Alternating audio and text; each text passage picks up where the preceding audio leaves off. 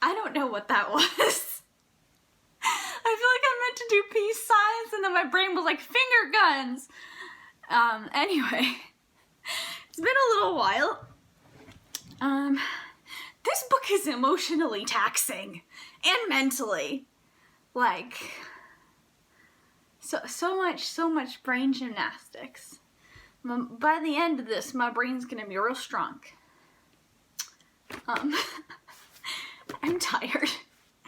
Why does this keep looking like it's crooked? It keeps looking crooked and that is driving me up the wall. I don't know why, but it is. I should probably move to the other room. Oh well, we've got natural light for now. So let's just start. Alright, day 4. Where is Pyrrha? The gang swears an oath. The angel makes a call. Hot Sauce draws her gun. That sounds exciting. Love some kids with guns. You know, for in fiction. 48 hours until the tomb opens. 48 hours. Has it been counted? Oh. I'm tired, okay? I'm sorry. My brain is not working very fast. Ooh, gotta show you that. This chapter's got a little leaf. Interesting. Not a tree, but a leaf. It's like a bud, or like a flower is about to bloom. All right. 17. Nona woke up cold and alone with very little idea of how she had fallen asleep. She was still wearing all her clothes and she hadn't taken her bath. Oh, she hadn't had her bath. In the night, someone had unbuttoned her dust coat, taken off her shoes, and loosened what she was wearing, which meant Camilla or calamities. Only they would have thought of it. Last night had been dreadful. Too bewildering even to thank her lucky stars that Camilla hadn't once asked about the broadcast. Once she'd heard that Nona had waited at school when Pyrrha hadn't turned up, then been driven home by a teacher, that was that. She didn't ask anything else except, "You heard about the broadcast?" And Nona said faintly, "Yes," ready to tell her about the girl from the dream. But Camilla had immediately changed tack, immediately gone to ask Calamities what to do. Of course! That would have been too simple. Though, honestly, they might know what's going on. I need to go back and where was that thing where they were talking about Gideon? Do I have any pink tabs? It might not be Yeah, I think pink tabs are just that I had for it sounded like Gideon dialogue. It sounded like her narrator's voice. Yeah, my 2 pink tabs are for which kept her awake because it would have been terrifically stupid to drown at this point, and which was a much better way of letting her know she was being an appalling baby. Which, I can't remember when it happened. It's got to be one of my little tabs. It's got to be one of my information tabs, I think. And for some reason, I feel like it was the top of the page. So. And I feel like it was pretty early on. Let's see. It's probably not this one, but I would like to know. Nope. I don't think so. Okay, let's keep looking.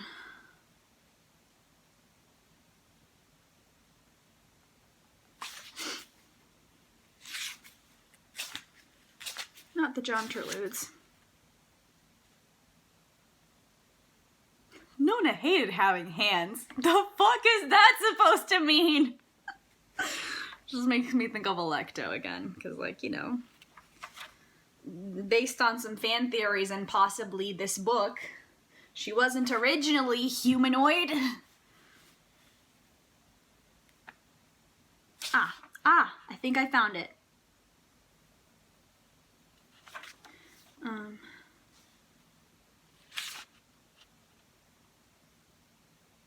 Okay, I'm just gonna read it again because it doesn't make too much sense, but we'll see. We'll see. All right. Who gives a shit about clues? It's a thalergenic fuckfest you're subjecting that cerebral cortex to is what it is. Every time you overlap, son, you're subjecting her thalamus to appalling stress.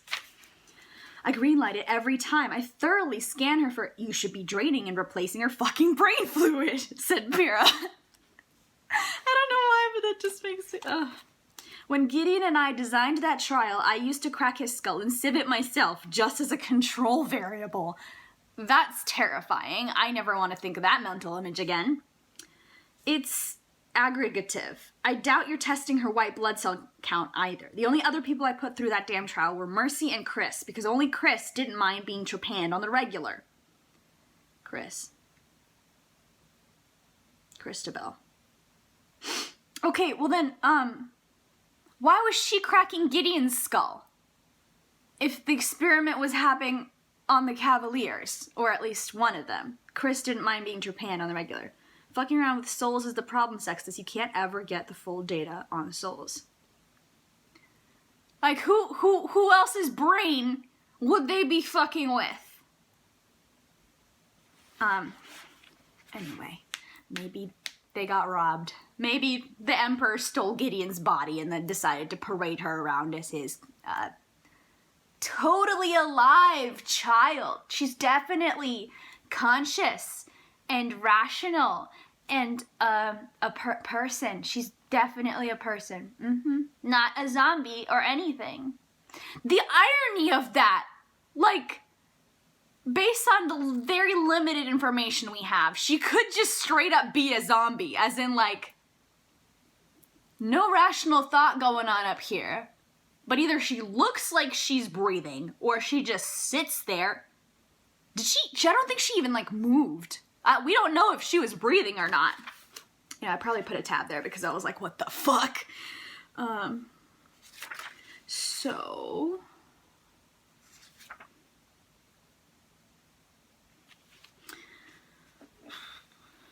Ramrod, pallid skin, something wrong with their skin. Their crooked mouth set in a serious bloodless line, their face held no expression at all. The only thing alive about the second person was their hair, neatly arrayed with a wreath of finger bones and white spring-like blossoms. Yeah.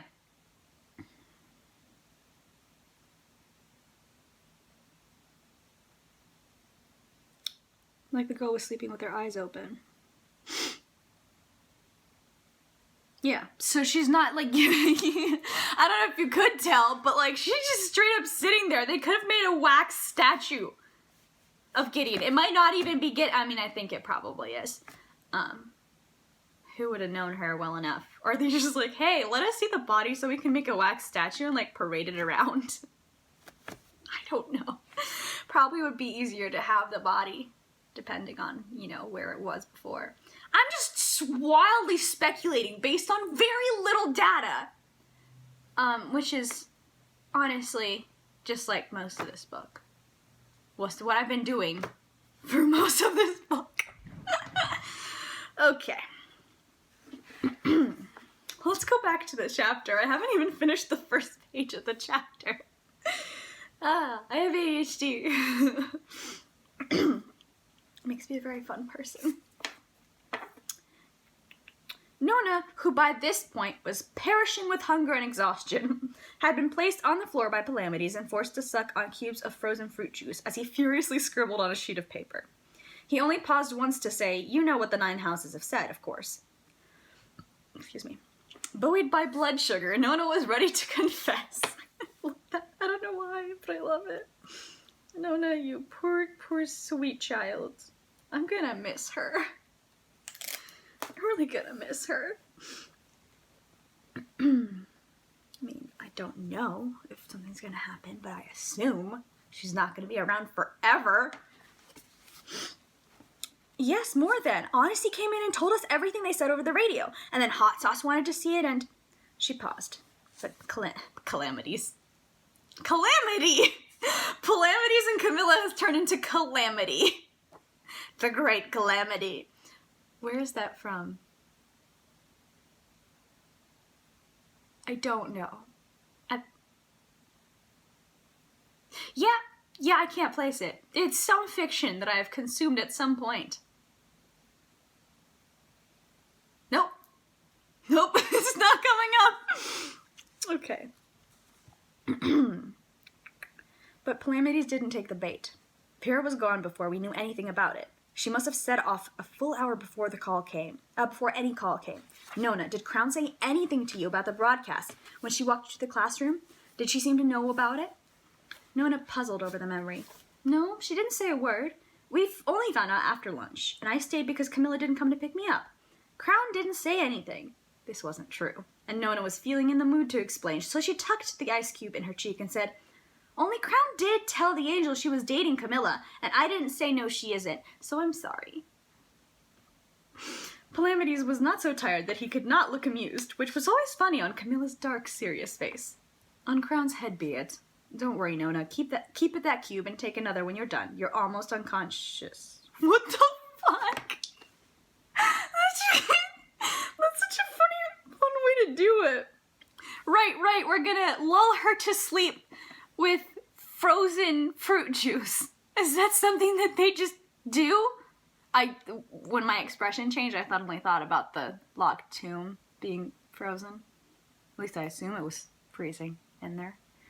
Okay, I'm gonna put a possibly narratively important tab there. I was trying to remember, where was the last narratively important thing that I read? And I was like, it was when I was flipping back, and Nona said she didn't like having hands. I mean, some of these might be red herrings, who knows? I mean, probably some of them are. I don't even know if, like, second time through I'm gonna be able to tell which is which, because I think I'm gonna do the audiobook, and I don't know if I'm gonna be following along with my tabs. We will see. Take another when you're done. You're almost unconscious. Just the way he said that is very funny. Could put an orange tab there, but I've already put a purple one. I've already committed. Then he said more to himself than to her. Pyrrha, why the hell did you go off half-cocked? What was so fucking urgent you couldn't even pick up Nona? That's 2 swears, said Nona, so nearly asleep she was in danger of choking on the ice cube. Not a teacher's aide right now, Nona, said Calamities.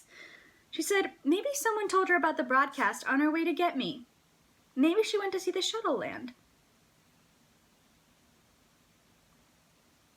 Sorry, my brain just kept going and skipped. My brain likes to skip to the next piece of dialogue because generally that's where the action happens. Maybe she went, what shuttle? I can't remember if they mentioned that or not. Maybe they mentioned it in the broadcast. This is what happens when I take too long to read. I mean, it might have happened anyway because my brain is a weird, confusing place that just forgets things regularly. Calamity said, neither of those things would prevent her from getting it. And then he stopped completely dead. He said, the shuttle. That fucking shuttle. 3, said Nona, forgetting. Oh, God, said Calamity's pure debate. Please. Nona, your ice cube's falling out. The last thing she remembered was the ice cube falling out for real and finally, nothing after. That's just such a weird thing. They're like, yeah, suck on some fruit ice juice until you become unconscious. It's not even like fall asleep, until you go unconscious. What's happening? Ma'am, Tamsin, Miss, I don't know how to pronounce your last name. I don't want to mess it up. What is happening? Okay, I'm fine. I'm not, but I am externally gonna be fine. Sort of. Now the alarm was ringing shrilly, far too close for her to stop it with one arm and fall back asleep. Camilla must have set it to make such a horrible sound at some point yesterday. Nona hunted around and pushed its buttons until the noise stopped. She was completely alone in the bedroom. She panicked for a moment until she saw Camilla and Calamity's clothes hung up like normal. But neither of them was there. No Cam with her clipboard, no nothing. It was the first morning that Nona could remember when she hadn't been woken up to tell her dreams. She heard the running of the tap in the room next door, and that comforted her, all the sounds of someone doing the washing up. Except it wasn't Pyrrha, which made her feel bereft. She did not know what to do without someone to give her the cue that it was okay to dress, and in case she was ready, in any case, she was dressed already. For a moment she lay there, helpless, until the noise of the dishes being wiped stopped, and Cam was there in the doorway with one of those blue and white striped cloths that Pyrrha used to dry things with. Push the red button and tell the recorder anything you remember, she said. I'm making breakfast. Press the 1 second from the left when you're done. Then she disappeared again. Nona didn't like this at all. Last night's dream was already mixed up with Pyrrha being gone and the girl on the broadcast, so that she now doubted whether or not the girl on the broadcast had the face of the girl in the dream, or if it was all part of some long nightmare. For a moment she thought about hunting out the picture to confirm. The picture? Oh, was it the picture someone drew based on her dreams? Or do they have... No, they can't have a picture of whatever the fuck that dumbass name they gave her was. Carillion? Something? Whatever. But Cam had told her to record herself, and she'd already forgotten which buttons to push.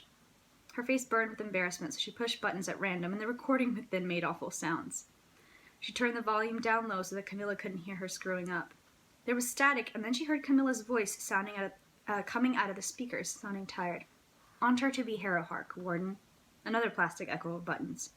The same voice answered, but not the same person.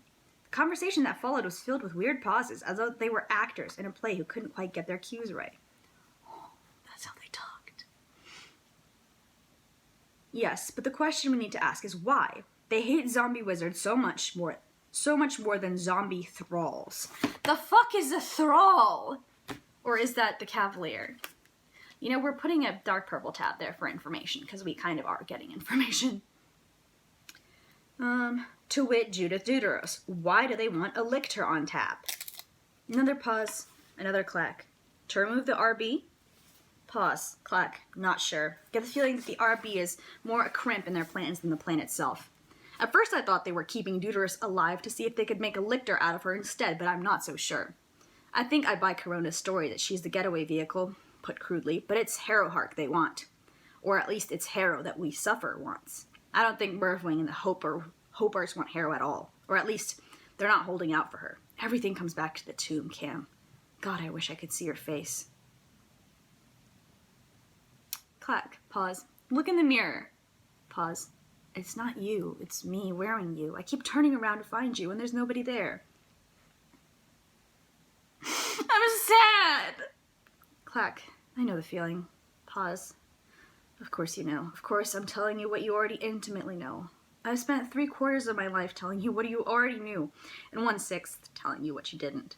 And now here I am, installed in your body, mere minutes from chewing up your soul. Camilla, I can't bear this. I'm eating your life. Clack. Pause. I'd carry you with me either way. Pause. What do you mean? Pause. Clack. I've carried you, Warden, and I've carried your memory. I'd rather carry you. Clack. What about carrying nothing? What about Camilla Hecht, the independent entity, free to live her life outside the shadow of her necromancer, free from his agenda dictating hers? Pause. You thought it was your agenda? Huh. Pause. Love and freedom don't coexist, Warden. Clack. This is all there is to love? Simply by being in your life, I have added indelibly to its weight.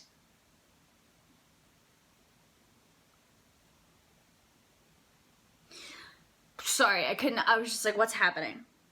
Simply by being in your life, I have added indelibly to its weight.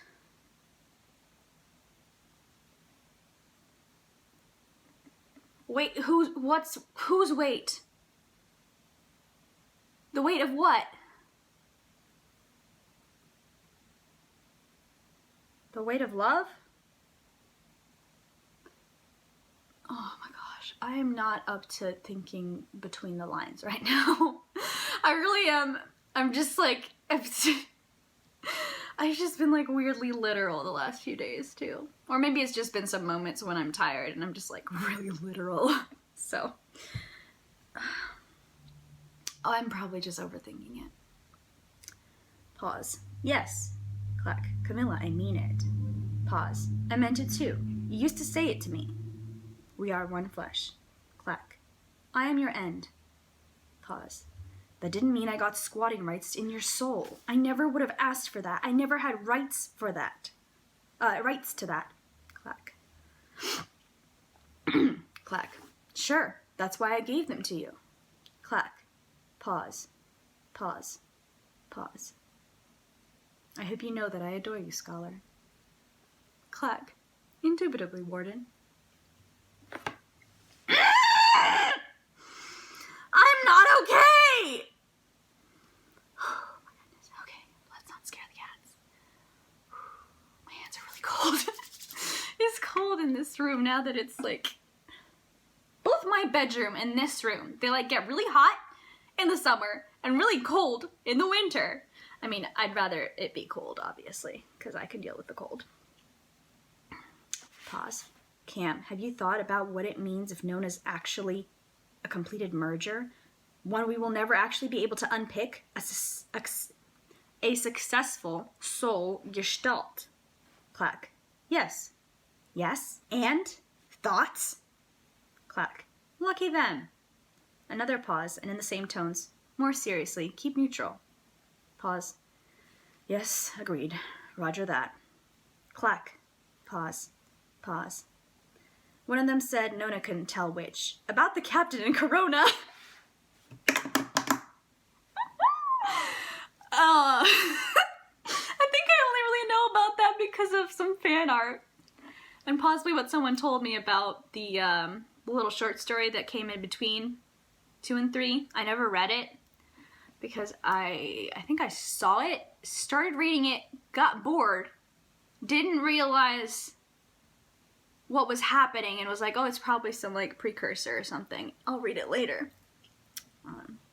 Oh well, I might read it after this. Okay, about the captain and Corona. That's an interesting pair there. I ship it. Okay. But then with a loud static squeal and a garble, the recording swapped over into Nona's own voice, saying, water mouth, water salt mouth. And Camilla's saying, in the dream there's salt water in their mouth? In your mouth? Mm-hmm. Yes, when I've got it right. No, when I don't. The salt water's in your mouth? Yes. Yes. For some reason, that's really cute. Do you remember anything else?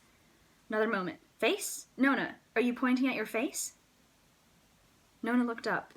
Camilla was standing in the doorway. The front of her cheeks and forehead went hot, and she knew that she was blushing furiously, but Camilla's expression was very even.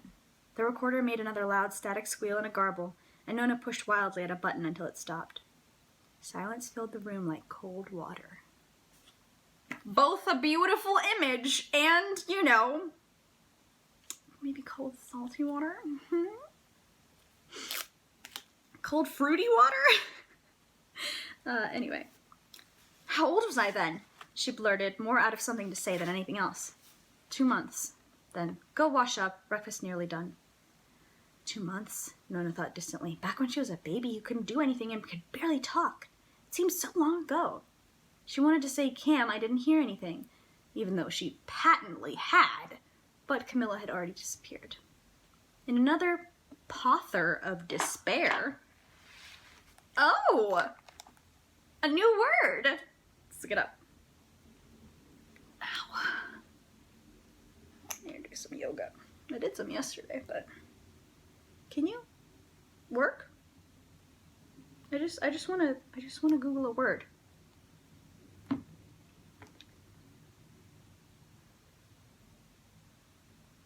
Pother. It's an interesting word. A commotion's a disturbance, a state of nervous activity, a fuss, a cloud of smoke or dust that chokes or smothers. That's a lot of very different definitions. Confused or fidgety flurry of activity. Agitated talk or controversy, usually over a trivial matter. Mental turmoil. I like that, though. It's a cool word. I'll have to remember it. In another pother of despair, she twiddled the player to try to get a local radio station, hoping vaguely there'd be another broadcast or maybe music. Pyrrha could make it go to stations where they still played music. She was teaching Nona how to dance. Who was Pyrrha going to tell ass jokes to? Oh, honey, I love you. Nona didn't know. All of a sudden, she felt sad and responsible that nobody was there to listen to Pyrrha's ass jokes. Precious child, I love you. In this saintly, uplifted, and really quite terrified state of mind, Nona looked at herself and found that she was very grimy.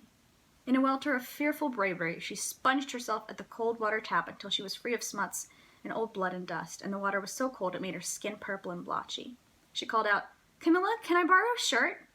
and was pleased to hear "sure," so she picked out one that was only a little too big, but smelled comfortingly of Camilla. She looked in the cracked mirror and decided her hair was probably all right. Her braids were a bit fuzzy, but still doable. Thus armed, she went into the kitchen to see about breakfast. "Sit," said Camilla. Nona sat down in front of a whole glass of water and a pottle of curds with the top taken off and a spoon stuck inside. Pottle. Pot bottle is what my brain went. 2 words I don't know in 1 page. It's a great word though, pottle. Can you unlock, please? Thank you. Pother, pottle. Weirdly similar. Nope, that's not what I wanted. Pottle. I think a puddle. A pot or a drinking vessel with a capacity of 2 quarts. That's very specific. Makes sense for Nona, since I think they're like trying to make sure she eats enough.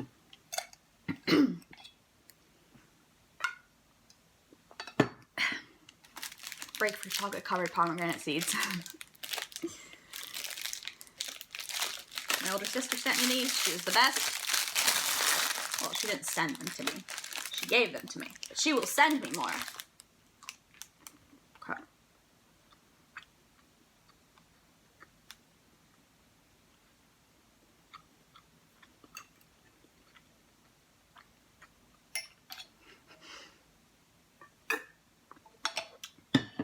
I did not look at the book because I was reading ahead. This is one reason why I'm doing this out loud. It helps me not skip. I've recently gotten back to reading, physical books, not just audiobooks, but I'm still having a hard time with the skipping. I think I've mentioned this. Or like my brain will put like a mental bookmark. So when I'm done with like that bit of action, I'll be like, wait. My brain put a bookmark here. We gotta go back and read the description, not just the dialogue. The heat was already getting bad. The tiny whirring fridge sounded like it was on its last legs. Nona, wanting very much to be good, drank all the water and ate half the pottle, fueled by martyred smugness that she was behaving so well. I love that. Fueled by martyred smugness that she was behaving so well. That's getting an orange tab. A bit of both, honestly. Both of them. I could put that there, but... I mean, both Gideon and Harrow are pretty good at spite. And doing things out of spite. And being snarky in very different ways, but... By the time she'd eaten half, though, she felt ill and set down the spoon and said, "Done," and was a little horrified that Camilla only gave the pottle a cursory glance before saying okay. She wanted to say, "Camilla, I'm really sorry I listened to your secret private tape," but Cam was sitting in front of her and mechanically scooping the contents of 2 bottles at once into her mouth. That did not seem like the action of someone who hated Nona forever, even if there was something strangely awkward in the set of her shoulders and her hands. "Cam," she said, plucking up what was left of her courage, "are we going to wait at home for Pyrrha?" "No," said Camilla. "She's been gone nearly 24 hours. I've been stuck here the whole time. I need to see the broadcasts. I need to know where Pyrrha is. We're going looking." "Oh, to her work at the building site?" Nona cheered up a little. "Do you think she got caught up in everything and slept on someone's couch?" "Oh, honey." But Camilla squashed this. "No, the warden says the timeline's wrong. Pyrrha went walkabout before 1 o'clock when she was due to pick you up. Either she met with an accident or she went somewhere deliberately. If she went somewhere deliberately, she had to make the choice then and there." "How do you know?" Her guns are still here. Yikes. She can't be completely weaponless. I don't think she's completely weaponless even to go pick up Nona. Even Nona could tell that Pyrrha had not intended to go anywhere very far. Pyrrha loved her guns. Then Cam dropped the bomb. We're going to the spaceport. Nona was staggered. Cam, the spaceport is a mess. Everyone says so. You say never go near there. You're going to get shot maybe 20 times. We're going to get shot maybe 20 times. Camilla emptied the last bottle into her mouth. Yes, she said, and you're coming too. Really? Really? But I never get to go. Thank you. I won't get shot anywhere strange. Honey, I love you so much. I love you so much. Okay. I guess we're going blue for that. Personal favorite, just because she's so cute. Then she said, oh, but Cam, can't we please go, please go by my school first? I said I'd go. Hot Sauce and the others are really the only ones left. When she saw Camilla's expression, she pleaded, I haven't made sure the angel, my teacher, is safe. You know, after driving me home last night, she saved my life. I can't go anywhere without checking in, really, truly. She did not expect Camilla to hesitate. She expected no. But Camilla said, fine. The warden wanted to thank her, but Nona waited. After this, Camilla said, probably no more school, probably no more seeing your friends. You know that, right? She was glum, but she had been expecting it. I do know that. She couldn't help but say, I've loved them, though. Now I'm sad again.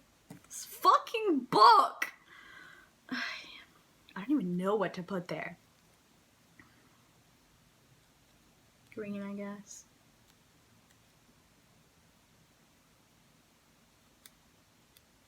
Not I love them, I've loved them. We'll just put purple. Using this purple for a lot, but oh well. Purple is kind of for emotions anyway. I mean, I feel like my tabs are getting mixed up and it's, oh, whatever. What are the yellows? The yellows are confusion, right? That's a green. It's been a while.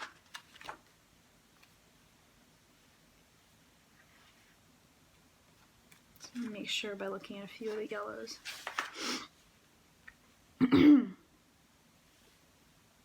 Why did I put yellow there? Oh, the poison cats. What the fuck is a poison cat?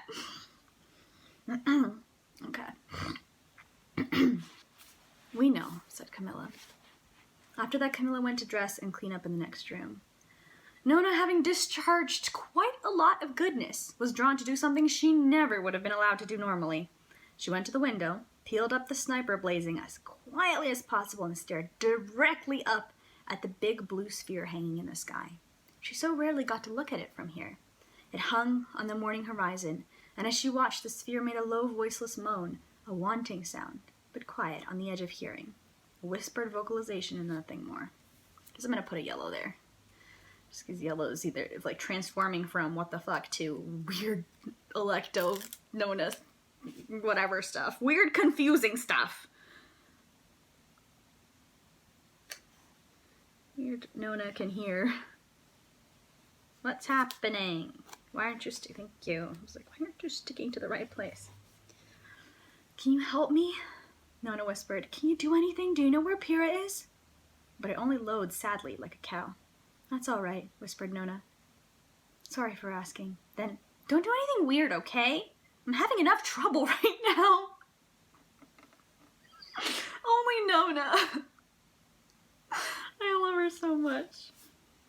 The sniper blazing was pressed back down just in time for Camilla to come back, to help as Nona wriggled into her sand jacket and sleeves, and her hat and her mask, and did up her shoes. Camilla put on the dark glasses, and they went out into the building, as though it was a normal morning. The building was a hive of activity, as though it hadn't slept. There were voices behind doors, sounds of people moving heavy boxes, no baby crying, only talking, low and urgent. For some reason, Camilla even took the elevator this time. When Nona asked why, Camilla said, conserve your energy, you're tired. Fair. Especially if they don't know what they're going to be running into. The elevator behaved all the way down to the ground floor, as if it was cowed to. On the ground floor, there were lots of people there, forming a human chain at some strange cupboard, storage cupboard or something, passing sealed security boxes from person to person to make a big stack of them outside the door. There was another person carefully securing them in the back of an idling truck. Nobody paid Camilla or Nona the slightest bit of attention. I suddenly, because it's a new page, and I looked up and saw Nona the ninth with the ninth stricken out. Now I'm wondering if that's ever going to change. It might. Who knows? That would be an interesting thing to do.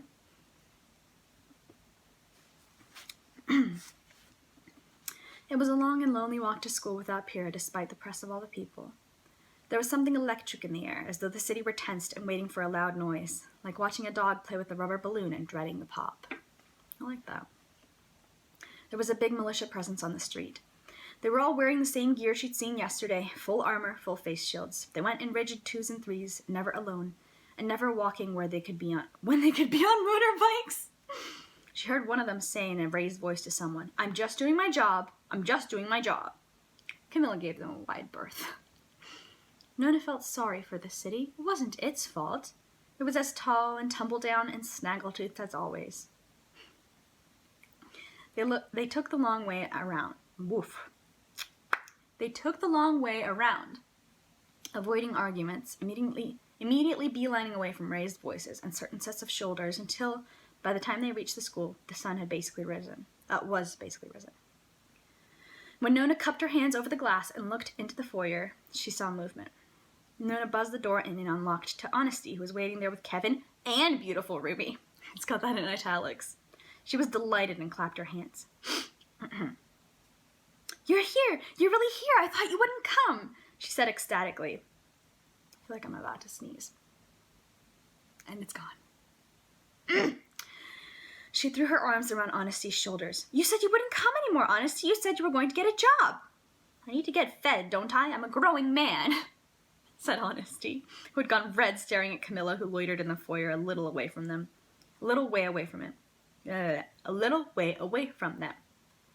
"Get out of it, Nona. Stop being in love with me." But she was already hugging beautiful Ruby, who coped better with it, saying, "Nona, you crim, did you really sneak off to the—" And for his pains was jabbed in the ribs by Honesty and Nona, so he said at the top of his voice, "Toilet!" And they all dissolved together into a huddle of whispers, with Kevin right at the bottom. Crim. Now I want to know what that means.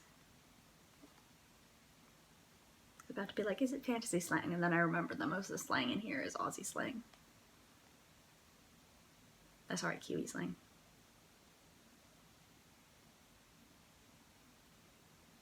I was already reading. My brain just kind of filled in the blanks. Not crime. Not crime in New Zealand.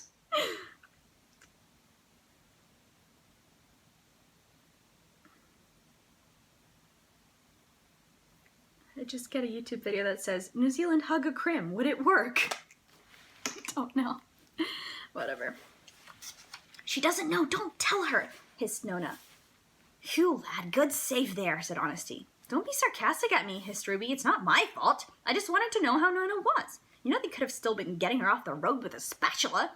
I walked past that road and they're cremating people, like right there. I saw somebody's arm." "Ew," said Kevin. "I didn't get to see anything," Nona whispered. Kevin was right there and she wanted to hug him, but it was impossible in the huddle. So she reached down and he placidly took her hand, while the other worked the zipper of his jacket up and down. His hand was exactly as sticky as she had suspected. Nona said, "Hot Sauce and I left. We didn't get squashed." "Why didn't Hot Sauce take me?" hissed Honesty, still injured. "I'm her lieutenant, and you get out of puff. You walk down the stairs."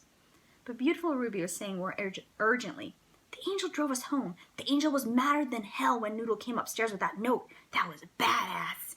I thought you'd catch it. Where's the boss?" "Slept over with the angel, I think." Both boys exclaimed, not caring of the noise now.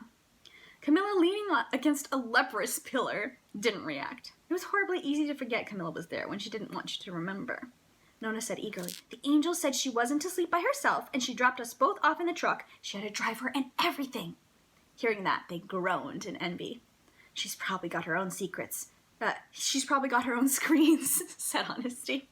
I bet she lives in one of those outer neighborhoods with a gate, said Beautiful Ruby. Not fair. Your people should have given you a massive hiding. She wouldn't get a massive hiding. She's nearly a grown-up, said Honesty, but Beautiful Ruby said, she's a titch though, so maybe they forgot. That pimp of hers scares me shitless. Nona gave an outraged look over Ruby's head, but Camilla was staring out through the cracks in a boarded-up window over on the other side of the reception area, which was a long way away. She dithered terribly and then said, you can't tell anyone, but my Pyrrha hasn't come home since yesterday. You can't tell anyone. Beautiful Ruby said instantly and kindly, won't tell. Don't worry, Noah. Pimping is long hours, and you have to go all over. And she turned on him, and something in her eyes and face made him stop immediately and say, it was a joke, oh my God, don't be crazy. Don't be crazy at me, stop it. We're going to look, she whispered once she had calmed down. Me and Camilla. That's interesting. That might be important. I guess we're putting a... Don't be crazy at me. It could just be something normal. But we'll put a yellow tab there anyway, just in case. I think it's just because I'm reading the last Becca Cooper book. The last Tortall book, I think, by Tamara Pierce. Tamara Pierce. I love her so much. I love her so much. It is my bi-yearly reread, or possibly yearly reread of all of her books. And it takes me more than a year, depending on how fast I'm doing the audiobooks. But, you know, Alana, Dane, my girl Kel, Allie, and then Becca. And Becca is always described to have, like, ghost eyes. And, like, people freak out when she's angry because her, you know, because of her expression. And probably just because she has pretty pale eyes. But who knows? She is in service of the Black God. So it might actually be ghost eyes. Anyway, that's why I was like, wait! Crazy eyes? We're going to go look, she whispered when she had calmed down. Me and Camilla. Please don't kick the stand. Okay, I think it's far enough away this time. Yeah, I think it's actually farther away from my chair this time, so probably for the best.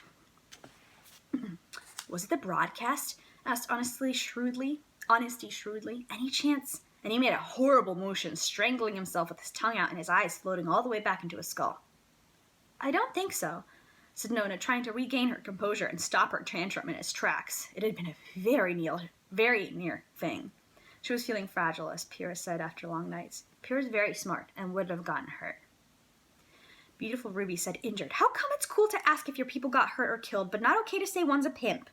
And Honesty said, it's tact, little man. It's tact. Honesty, I love you. How is that tact? Seriously, how is that tact? Someone explain. Nona's eyes were smarting, and she changed the subject hastily. Where's Born in the morning? They fell silent, which told Nona all she needed to know. Honesty said breezily, those fucking dads of his probably already joined up, and laughed like it was a joke. But his absence was depressing, and they all felt it.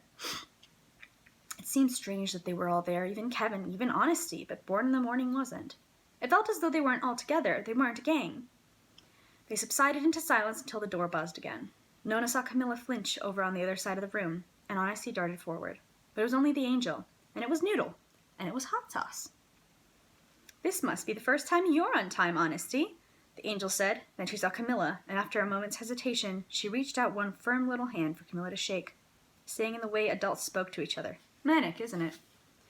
Warzone, said Camilla, and I wanted to thank you. Angel firmly headed that off at the pass. Nonsense. I did absolutely nothing but give a colleague a lift. Unusual circumstances last night. Come upstairs and we can talk after I've settled the kids, which is really the last and only thing I can do. I don't think we'll be able to keep this up much longer. The other teacher's already left me a message to say she thinks school shouldn't resume until everyone's off the streets. So, you know, who knows when school will ever resume. Come upstairs, come on everyone, she said, and before Cam could disagree. And as they went up the stairs, she said, I met your partner yesterday, which had the power of stupefying Cam into silence. All of them trooped upstairs to the cloakroom and put their things away as per normal and went into the dark, quiet classroom as one. The angel turned on the lights and they sat at their proper clusters of desks, spread out across the classroom because the nice lady teacher had always said no way was she letting them all sit together with Nona at the teacher's aide desk at the back. Oh, it's cute. Nona was surprised when Camilla, Automatic, and Meek took an unused desk at the back herself, one of the bigger desks that the older girls sat at. She still had her knees folded up a little too much. That's adorable. Noodle made a beeline for the bed he always sat in beneath the whiteboard. And once he had settled himself, the angel said, "Is everyone all right? Are everyone's families all right?" There was a faint chorus of assent, but then beautiful Ruby burst out, "Sweetie said maybe now the zombies are back, you won't get knifed in the street, so we should do whatever they say." The angel lifted both eyebrows. "Since when have you called your mom by her first name?" Beautiful Ruby colored a bit. "I'm not going to call her Mom anymore. She's going over to their side." "She's weak," said Hot Sauce, speaking for the first time. Oh, Hot Sauce. The angel looked at Hot Sauce searchingly. Something new was happening between them, Nona decided. They were different from how they had been just before last night. It wasn't as easy now as Hot Sauce being their leader and the angel's protector. Maybe Hot Sauce had gotten into trouble.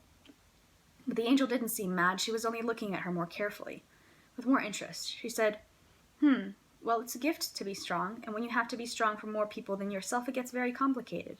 I don't know how to explain or make it sound good," she added apologetically. "I don't want to read you the riot act. Don't care what people say. Care what people do. Care about what people do. People will say all kinds of things because it's so easy to open your mouth and make words come out." Mood. It's the doing that shows you what they are and what they feel.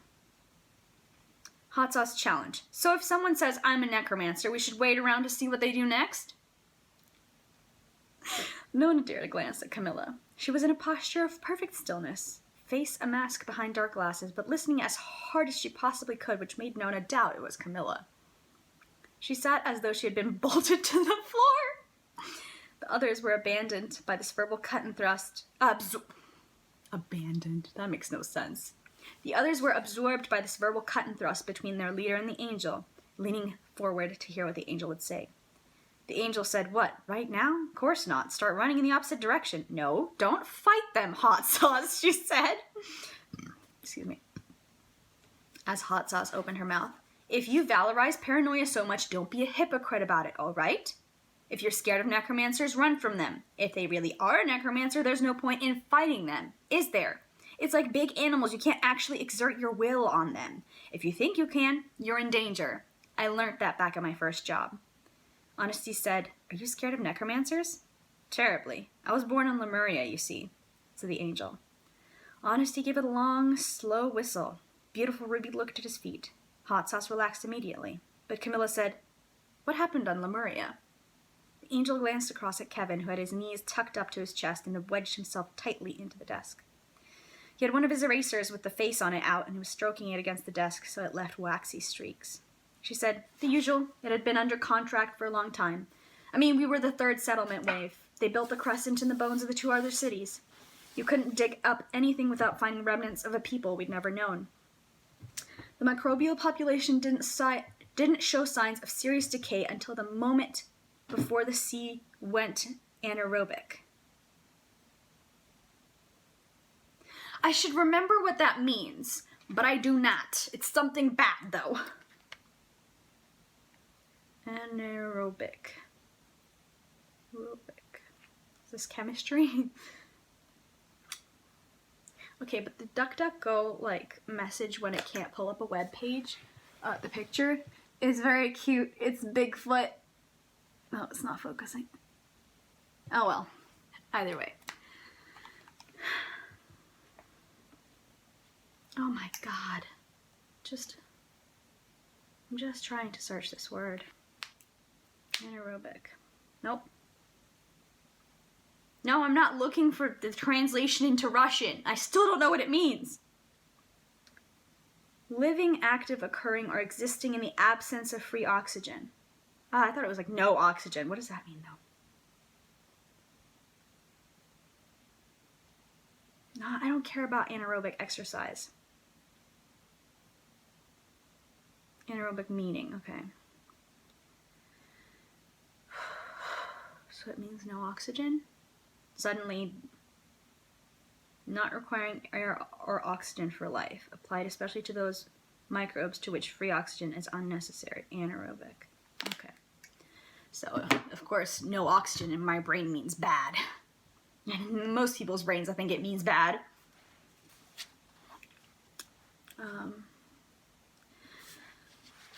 The things crawling out of there, they seemed to mutate all at once. The houses pulled support, said they'd prep us for an early move, but they left minimal forces in the barracks.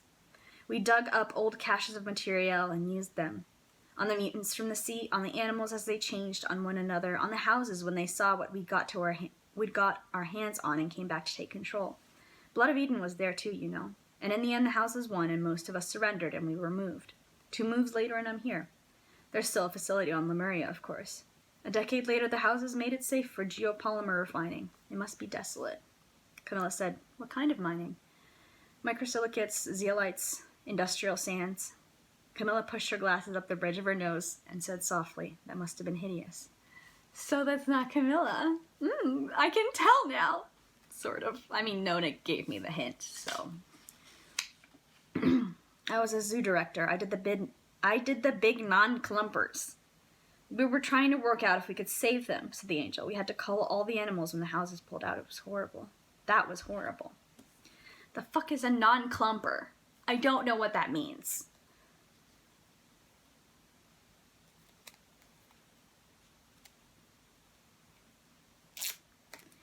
I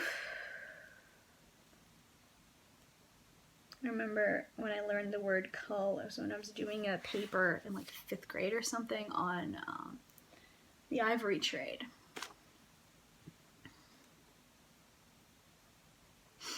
Funny the things you remember. Ow. Honesty said gruffly, that's not right. No, but what can you do? Sometimes you step in to make sure someone won't suffer, said the angel. No, I mean the animal stuff, evil. But I thought you were a real doctor, said Honesty. I'm not an animal doctor, Honesty. I've been learning a lot about human medicine down at the clinic. Honesty absorbed this.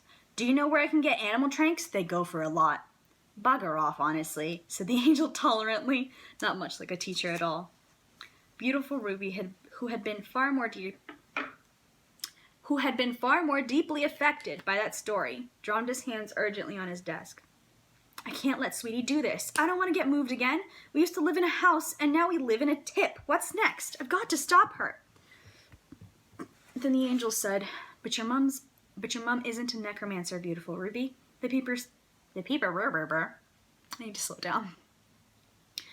The people saying, let's not fight, let's get a resettlement, they're not your enemies. If you think in black and white, your brain can't be agile. That right there. Gotta love it. Beautiful Ruby still didn't look convinced. But she's embarrassing me. She's letting us down, and she's probably going to get her lights punched out if she says that on the street. Nobody ever died of being embarrassed, said the angel. Try to understand her point of view and wait until she does something, and trust her to keep herself safe, too. Nona lifted her hand. The angel said, Nona, you work here. You can just talk. And Nona said, are we going to have normal school? You mean this morning? Yes, as much as possible, as long as I can, said the angel, hindered by the fact that I can't teach mathematics. I couldn't begin to teach you reading and writing. I don't want to teach history, but I do want to keep you louts out of trouble. So I thought I'd come and teach you that. How to stay out of trouble. That's great. That is the lesson they need right now, so. The angel took a big roll of wax paper out of her satchel. She sat them all down at the table, even Kevin, who had to sit on top of the table, and spread it out in front of them. Camilla did not amble over, which surprised Nona. She was sitting with her hands clasped together, staring at the angel as hard as possible. Oh, interesting. Is that someone we know? Or someone Camilla or Calamities know? Someone from the 6th house? No, they would have recognized Camilla. Nona looked at the roll of wax paper instead and didn't quite understand what she was seeing until the angel said kindly, so this is a top-down diagram of the city. See, here's the Civic Center, where some of you have recently been. Here she looked at Nona and Hot Sauce particularly, and Nona colored. And here's us. She raised her finger down a few streets. She ran her finger down a few streets, made a few zigzags, and tapped another piece of the drawing. Nona still couldn't see how such a tiny move could represent her and Hot Sauce's expedition, nor could she parse the shapes, the heights of things. The map was too flat. Everything was a minute collection of squares and lines and squiggles. But Beautiful Ruby seemed to get it. He pointed at a bit of the paper. That's not there anymore. The water plant. No, said the angel. They blew that up early in the bid to smoke the cohort. They blew that up early in a bid to smoke the cohort. That's the Nine Houses Army. Out of the barracks. Really stupid stuff. And this isn't here, the big terrace graveyard. I mean, it's still there. Shelled to hell and back. Which wasn't as stupid, although there's been so many sand burials outside the walls. It was all optimism in the end. Ruby, color that in red. I think it's time for a light. Let's see how weird this is gonna look.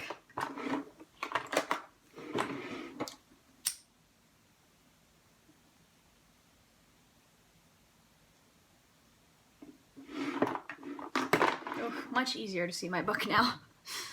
Wonder if I should have the second one. I don't know if that far away from my face or the camera it's gonna make any difference, but I'll see. The longer I stay here, but it's freaking 5 o'clock. It's fine. I need to start using my sun lamp. Okay. Do I have anything to prop this up against?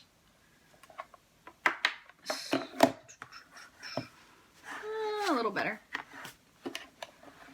I need to get one of those, like, things. Stands that holds a book. Okay. Beautiful Ruby took the red chisel-ended marker pen, not like a wax crayon or a fat ballpoint, a grown-up thing they all looked at admiringly, and neatly colored that part in. The angel said, anywhere we color red, that's somewhere you don't go unless the only other option is being swallowed up in a sinkhole. Got it? Honesty said, I've been to that graveyard. It's all tents and concrete. Yes, but it's the first place people will assume necromancers will go, and people like to shoot first and ask questions later, said the angel. Or, worst case, maybe a necromancer will be there. I know we think they'd have the blue madness, but what we know is that we don't know anything, okay? I want you lot to make that your motto. What we know is that we don't know anything. Hello, Socrates! Plot twist, the angel is actually Socrates and he was immortal, so he's actually lived longer than God. Much longer. Socrates is the new god. Yeah, that would be interesting, because you really don't give a fuck. That would be fun, though. Ugh. Anyway. Nona quite liked that motto. This motto. It was an accurate summary of her entire life. Oh, honey. The angel gave another pen to Honesty and said, can you find Southgate? Color it in. Yeah, sure, said Honesty. For you. As though he might not have done it otherwise. When he found Southgate, he blocked it in. This pen was colored blue. The angel said, Southgate is a good place to go in an emergency. Why do you think that is? Nona said mechanically, because it's got access to the road out of the town, and there's a water pump and the ground is stable, and it's not a priority target for any kind of orbital strike or bombardment. Everyone looked at her. Then they looked at Camilla sitting in the back. Camilla didn't move. She had found some bit of paper and was writing on it furiously, so Nona didn't even get a well done, Nona, which she deserved because Cam had taught her all that. What's bombardment? Asked Beautiful Ruby suspiciously. No idea, said Nona proudly. I love you so much. An interesting group, your family, said the angel slowly with an eye on Camilla. I mean, you're totally right. If you have to run away, run there and keep close to the road. You're all city kids. I don't think any of you can survive in the open desert. Still lots of buildings out there, customs buildings, sturdy shells to hole up in from the elements. Go there, go together, but don't wait for one another. It's good to move in numbers, but don't stay anywhere dangerous to find the others. Don't worry about weapons or even food. Water bottles are your priority. Anything that happens will happen in the short term, okay? Nona looked at Hot Sauce as the rest of them chorused a slightly reluctant okay, and noticed that there was no surprise in her face, no sense she was taking in new information. Just the normal Hot Sauce, dark-eyed intensity. She thought, the angel has already told her all this, and had her suspicions confirmed when the angel said, "Hot Sauce, tell them which building you picked out." Hot Sauce automatically placed her thumb outside of the city gates on a lone square. "I've hid out here before. It's an old watchtower. Keep along the road. White building with a top railing. Nobody else likes it. One of its legs looks sunk into the sand, but it's stable. There's stuff there." "Good going, boss," said Honesty. "If you try to sell anything I've left there," said Hot Sauce evenly, "I'll have you." "I wouldn't sell your stuff," said Hot Sauce said Honesty injured. Hot Sauce waited, and he said, I promise. I'm your best boy, Hot Sauce." They're so cute. "Well, selling supplies you don't need isn't a bad idea in a pinch. Trading, I mean," said the angel briskly. "But like I said, this ought to be short term, and you might not even use a hideout. But if shooting breaks out in the city, serious shooting, you do not want to be anywhere near it." Beautiful Ruby said, "But the necromancers can't do anything anymore." "So we think," said the angel. "But now there's a lictor."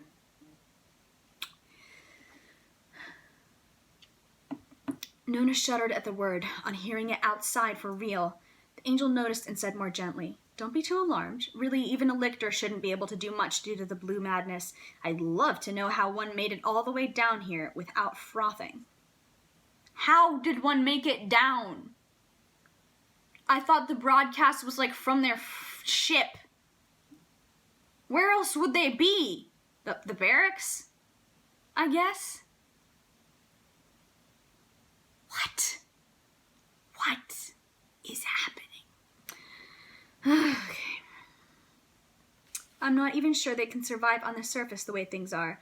But that said, if the necromancers don't have necromantic abilities to fall back on, they may simply shell the place if things get too bad. That's what I'm talking about. No one wants to be in a city that's getting shelled. No shit. Lots of people are about to start streaming out, and it's in the house's best interest the population stays in one place and stays put. So you need to find a middle ground, all right? Ooh, she long. I don't know if this is longer than 16 or not. There was a st from overhead. The lights abruptly went out. Everyone looked up, waiting. And then they came on again, but much more softly. Then there was a deep chug-a-lug sound. It sounded as though it was coming from down the hall. Wondered when that would happen, said the angel. I guess that's our wheels spoked. I'm guessing that's a idiom or something, I don't know. Camilla said, a generator? Yes, it'll only last an hour or two, though it's crap. I don't like keeping the kids here if the electronic locks don't work. I think that's it for the school now, she said. I'm going to tack up this map here and here. And Honesty, Hot Sauce, I think you should both try to memorize it. Blue area, red area, safe square. Test each other. The rest of you, let's go clean out the fridge. Take whatever's in it home to your families. Shake a leg, people. That was said in the exact same tones in which the angel would have told them to go and get out the stuff for the hour of science, so everyone moved without thinking about it. And even though Beautiful Ruby and Honesty lifted up their voices to complain that they wanted more school, Honesty wanting more school, they didn't need prompting to raid the fridge. I feel like generally kids don't need prompting to raid a fridge. Hot Sauce, unusually mild and active. So usually she's... but not active. That's true. She's like on guard but not active. Helped tack the map up on the board and stack the chairs. Nona thought this would be the moment Camilla would take her home, but it wasn't. Camilla was at the back of the classroom, lost in her own world, hunched in on herself and her paper as though nobody else were there. I have a bad feeling about this. Do they have the timer? So Nona busied herself finding all the drawings they'd made yesterday and marking on the back who'd done them. Not a hard puzzle. Kevin still didn't know how to draw and didn't want to learn. Born in the Morning was quite good, but only ever drew cats. He said this was because they were his favorite, but they all knew that he was only good at drawing cats. Hot Sauce was the one with the palest, most hesitant drawing of Noodle, as though she had really drawn Noodle's ghost. Honesty always drew himself in all his pictures, so Ruby's was whatever was left over, and obviously Nona knew her own drawing. Excuse me. She smoothed them out and shook them over the sink so that all the crayon crumbs disappeared, and then she used that as an excuse to approach the angel, holding them before her. The angel took the proffered sheaf. Might be nice to have these to take home, I suppose, said the angel, a reminder of normal times. Are we never coming back? said Nona. The angel winced and touched an urgent finger to her own lips in a shush, but the others were too busy quarreling over the yellow yeast berries and whether or not they should set out some for born in the morning. The fuck is a yellow yeast berry? It does not sound very good. And then again, this is an alien planet, so who knows what grew there originally. Beautiful Ruby was saying, "Oh, we shouldn't," Beautiful Ruby was saying, but then Hot Sauce said, "We are," and that ended it. To care about what Nona said to the angel. The angel leafed through the drawings and said softly, "With that one little broadcast, everything's changed, Nona." "Yes, I know," said Nona sadly. "We've got responsibilities." "I thought you were your own boss here," said Nona. "I have a lot of bosses," said the angel. "How many?" "Millions," said the angel, with perfect truth in the set of her shoulders. "Don't worry about that for now. I'm being unhelpful and unkind. It's just that, Nona, there comes a time in your life when you have to separate the things you do because they make you feel good from the things that make you." The angel stopped so dead mid-sentence that Nona thought she had a heart attack. Sorry, I'm like keeping myself from skipping forward. "Nona, there comes a time in your life when you have to separate the things you do because they make you feel good from the things that make you safe, maybe?" The angel stopped so dead mid-sentence that Nona thought she had had a heart attack, that she had been hurt in a way Nona couldn't understand. She was staring at the topmost drawing of the sheaf of papers.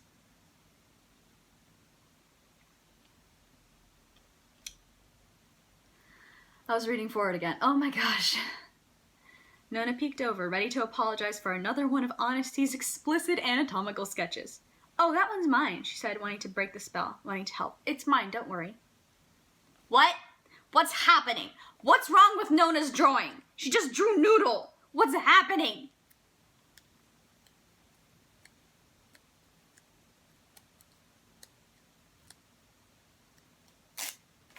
Okay. The angel was speechless for a moment. Then she looked at the paper, then looked at Nona again and looked at the paper. She said, "Sure," as though everything were normal and she hadn't acted like she'd been knifed. She laid the drawing aside and said, "Give the rest out, why don't you?" and smiled at Nona, but it was a weirdly awful smile, as though the angel had forgotten how smiles worked. "I don't like this. I don't know what's happening, but I don't like it, and Camilla, or Palamides, are not paying attention." Nona was a little stupefied, but after all, it was strange times and everyone was stressed, so she went around handing back the drawings to their owners. Beautiful Ruby said, "I'll take Born in the Mornings. I don't want mine. Who cares?" And Nona did not argue. When they were all packed up, Nona's friends gathered together in the cloakroom out of earshot of the others, Hot Sauce having shepherded them all there. The angel followed them out and said, "Good luck, take care," to each of them, and shook everyone's hand except Nona's and Hot Sauce's. She even specially shook Kevin's. They all got tongue-tied and didn't know what to say except Honesty, who said, "Thanks, sir." Then they all took the time to pat Noodle, who was sitting on his haunches next to the angel, and even held up his paw when Beautiful Ruby said shake, which pleased everyone. Then the angel went back inside with Noodle, and they all put on their sand sleeves and their UV jackets. Only Nona and Hot Sauce didn't button up theirs, and everyone's hats and masks were hanging down over their necks or their chins. Their mood was somber, and they clustered quite close to each other. I'm not going to learn what that was about until way later, right? I'm not. Oh, God. Honesty said, "You got a copy of that map, boss?" "Yes. You remember it?" "Yeah." "You really got stuff there, like gun stuff?" "Not saying you don't need the money. Who's taking Kevin home?" Beautiful Ruby said, "Aren't you doing it?" And Hot Sauce said, "Can't." "I'll do it," said Honesty handsomely. "All hands to the pimp." What the fuck is that supposed to mean? Hot Sauce gave him the expression that everyone knew was Hot Sauce's smile, in which each of them would have cheerfully punched any of the others to get. Even Nona. She and Honesty reached out to clasp each other's hands around the wrists. It was Nona who said feebly, "What now? How do we stay together?" "We'll be together when we need each other," said Hot Sauce. "We have a place to go. There's stuff there. Bring your families. I'll look after you. I know how." Beautiful Ruby said, "Even my mum, boss?" "Even your mum," said Hot Sauce, and Beautiful Ruby looked relieved. Honesty said, "Let's spit on it," but they were wearing gloves, and none of them wanted to take them off to spit on it. So Hot Sauce put her hand out in the center, and Nona put her hand on Hot Sauce's. And Honesty put his hand on Nona's, and Beautiful Ruby put his hand on Honesty's, and Kevin put his hand underneath, not being tall enough to reach the top. Oh, honey. Doesn't feel right without Born in the morning, muttered Honesty. It's for him too, said Hot Sauce. Then she said, we swear to protect each other and die for each other. We are loyal to each other forever. Any zombies we kill for each other, and we'll say this is for the others. That's it. I swear, said Honesty. I swear, said Nona. I swear, said Beautiful Ruby. Kevin, said Kevin, whose eyes had gotten big and round under the stress of pledging, so they had to coach him until he said, I swear. I swear, boss. I swear as boss, said Hot Sauce. They let one another go. Then she said, okay, go home. I am so tempted to look over at the end of the chapter because it's right here, but I'm trying not to.